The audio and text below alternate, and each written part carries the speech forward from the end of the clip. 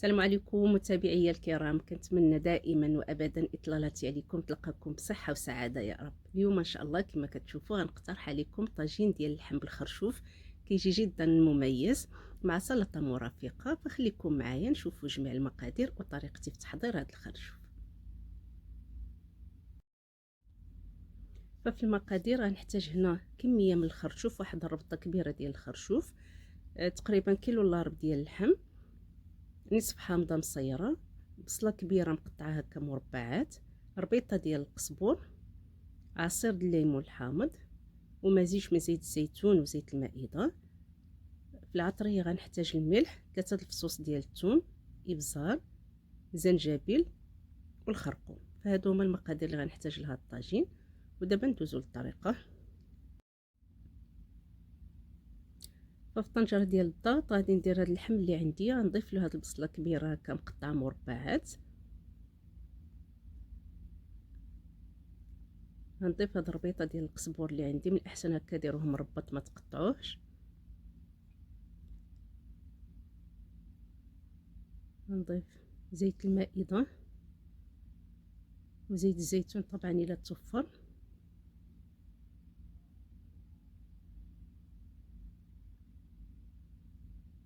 بالنسبه للعطريه غندير اصلا الفصوص ديال الثوم، 3 ولا 4 الفصوص ديال الثوم، فالخرشوف كيبغي الثوم، نديرو هكا صحيح ما نقطعوش. غنضيف الملح، ابزار،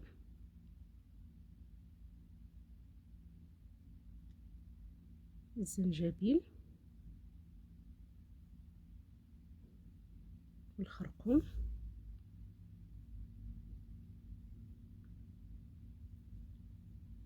صافي، وغادي نخلط هاد اللحم ديالي مزيان حتى تدخل فيه هاد العطريه اللي درت.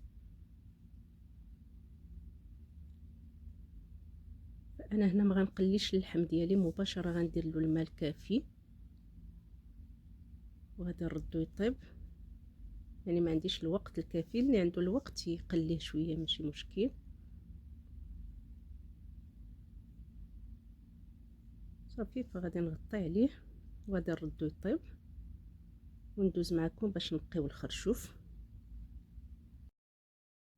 فباش نقيو الخرشوف فالطريقه جدا سهله، فقط كنصحكم يا اما ديروا هكا الليكات ولا تمسحوا يديكم بالحامض باش ما يكحلوش معكم.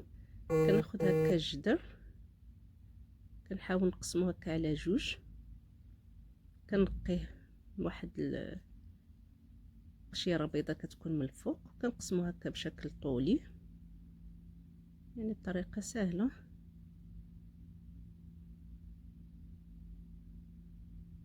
ولا بانوا لكم هذوك الوراق البرانيين يعني غلاضين فما ديروهمش، يقدروا ما يطيبوش معكم، فقط نديروا الداخل.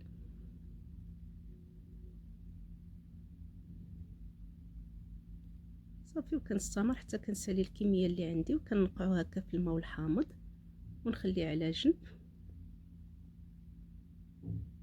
من بعد ما اللحم ديالي دخلوا الطياب، انا غنضيف هنا الخرشوف كامل اللي عندي وغنشد عليه ونخليه يطيب. الخرشوف كياخد شويه طياب.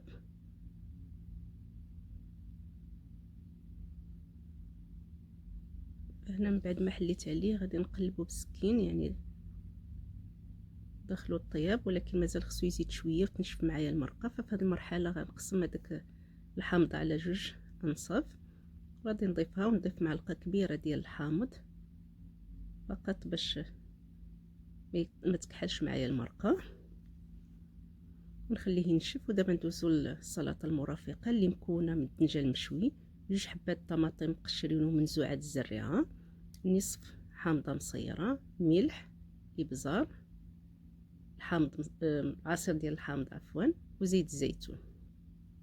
الطريقه جدا سهله. كنقطع هذاك الدنجال ديالي هكا مربعات جد صغيره، طماطم كذلك،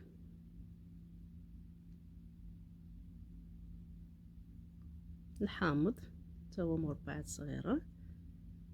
كنضيف للكل زيت الزيتون او زيت المائده بحال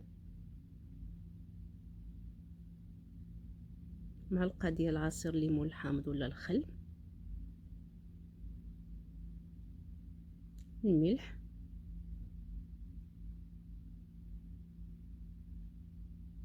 والابزار.